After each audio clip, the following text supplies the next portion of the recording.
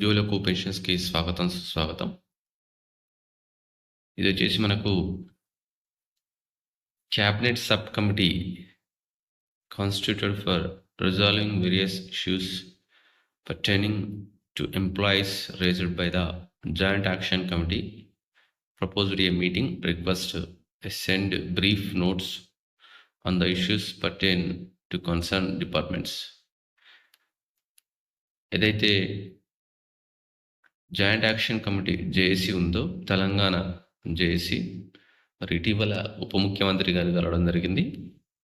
వారు ఉద్యోగుల సమస్యపై డిస్కస్ చేసి క్యాబినెట్ సబ్ కమిటీ ఏదైతే ఉద్యోగుల సమస్యపై ఏర్పాటు చేశారో ఒకరోజు మీటింగ్ పెట్టుకోవాలని చెప్పేసి ఫస్ట్ అయితే వాళ్ళు 12వ తారీఖు అనుకున్నారు.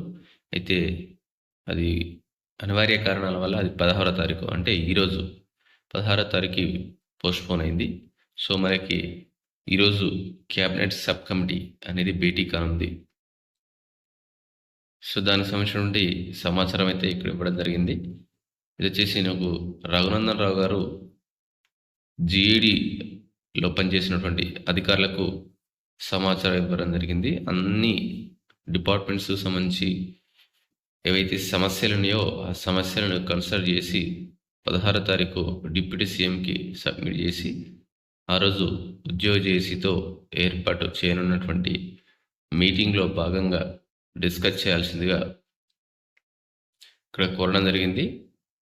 In this regard honourable deputy chief minister finance and planning energy and chairman of cabinet sub committee decides to convey a meeting with the JSC and secretaries of concerned department shortly.